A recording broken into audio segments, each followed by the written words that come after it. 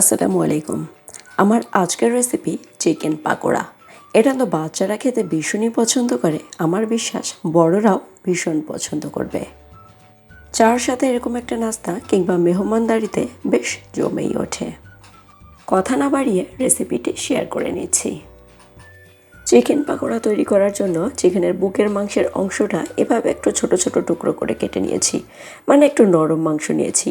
আর পাকোড়া তৈরির জন্য চিকেনকে এভাবে ছোট ছোট করে কেটে নিতে হবে, তাহলে পাকোড়া তৈরি করতে বেশ সুবিধাই হবে।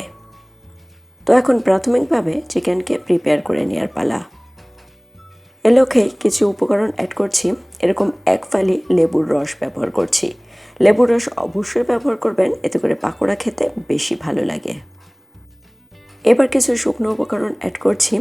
শুকনো মরিচের গুঁড়া ব্যবহার করেছি 1 চা চামচ, লবণ স্বাদ মতো, সামান্য পরিমাণ হলুদ ব্যবহার করেছি। আদা, রসুন ও জিরা বাটা ব্যবহার করছি 1 চা চামচ করে। প্রায় 1 চা চামচ পরিমাণ সাদা ভিনেগার ব্যবহার করলাম, এতে করে চিকেন খুব তাড়াতাড়ি সিদ্ধ হয়ে যাবে। পাকোড়ায় সুন্দর একটা কালার আসার জন্য সামান্য পরিমাণ ফুড কালার ব্যবহার করছি, তবে এটা একদমই অপশনাল।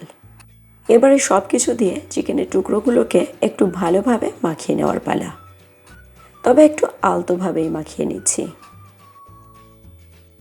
আপাতত চিকেন আর কিছুই অ্যাড করব না, এভাবেই ঢেকে রেখে দেব প্রায় 1 ঘন্টার জন্য। আমি বেশি সময় রেস্টে রাখবো বলে চিকেনগুলোকে ফ্রিজে রেখেছিলাম, তবে আপনি যদি এর চেয়ে কম সময়ের জন্য রাখেন সেক্ষেত্রে ফ্রিজে রাখার কোনোই প্রয়োজন নেই। এবার এক এক করে অন্যান্য উপকরণ অ্যাড করছি। প্রায় 2টি কাঁচামরিচ একটু মিহিভাবে কুচি করে ব্যবহার করলাম।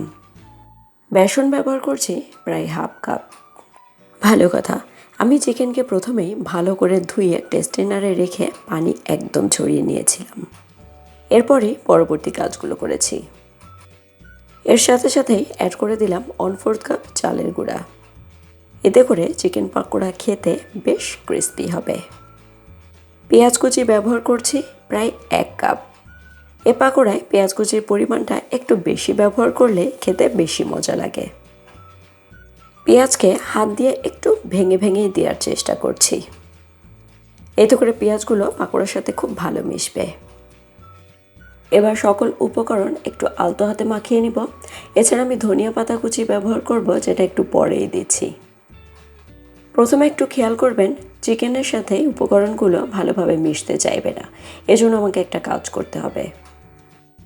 প্রথমেই হালকাভাবে কিছুটা পানি নিচ্ছি, একদমই সামান্য নর্মাল পানি।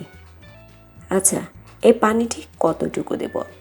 যত সময় না এই চিকেনকে পাকোড়া শেপ দেওয়া যাচ্ছে তত সময় অল্প অল্প করে পানি দিতে থাকবো। আমার কাছে মনে হচ্ছে আর একটু পানি লাগবে, যেন আর একটু পানিও ব্যবহার করলাম। আমি চিকেনে কোনো ডিম ব্যবহার করব না। ডিম ব্যবহার করলে চিকেনের পাকোড়া ঠান্ডা হতে হতে বেশ নরম হয়ে যায়। এ পর্যায়ে সে ধনিয়া পাতা কুচি ব্যবহার করছি একটু বেশি করেই। চাইলে পুদিনা পাতা ব্যবহার করা যাবে, সেক্ষেত্রে পরিমাণটা কমিয়ে দিতে হবে, যেহেতু পুদিনা পাতার ফ্লেভারটা একটু গাঢ় হয়ে থাকে। চিকেন পাকোড়া ভাজার জন্য একদম রেডি হয়ে গেছে, আমি একটু দেখিয়ে দিচ্ছি। ঠিক এ সাইজ করে এবার পাকোড়াগুলোকে ভেজে নেওয়ার পালা। চিকেন পাকোড়াকে সঠিকভাবে ভাজার উপায়টা এবার বলে দিই। এ পাকোড়া ভাজার জন্য তেল লাগবে পর্যাপ্ত পরিমাণে, মানে একটু বেশি তেল লাগবে।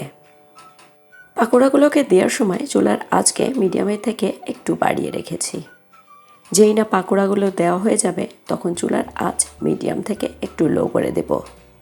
চিকেন পাকোড়াকে অতিরিক্ত জালে ভাজবো না, তাহলে পাকোড়াগুলো পুড়ে যাবে, ভিতরে কাঁচা থাকবে। আবার যদি একদমই নিভু নিভু করে বেশি সময় ধরে ভাজি, তাহলে এটা একদমই একটা রাবারি ভাব চলে আসবে বা শক্ত হয়ে যাবে, যেটা খেতে ভালো লাগবে না। এজন্য পাকোড়াগুলো ভাজার ক্ষেত্রে চুলার আঁচটা খুব বেশি ইম্পর্ট্যান্ট। আবার জায়গা থাকা সত্ত্বেও একবারে গাদাগাদি করে দিইনি, যাতে একটু ভালোভাবে নাড়াচাড়া করতে পারি সেভাবেই দিয়েছি। এই চিকেন পাকোড়াকে ভাজতে খুব বেশি একটা সময়ও লাগে না। হয়ে গেছে, আমি তুলে নিচ্ছি। ভাজতে আমার সময় লাগলো 4 থেকে 5 মিনিট। আজকের সহজ স্ন্যাক্স রেসিপিটি কেমন লাগলো অবশ্যই জানাবেন। আমি আজকের মতো বিদায় নিচ্ছি। সবাই খুব ভালো থাকবেন, আমার জন্য দোয়া করবেন। আল্লাহ হাফেজ, আসসালামু আলাইকুম।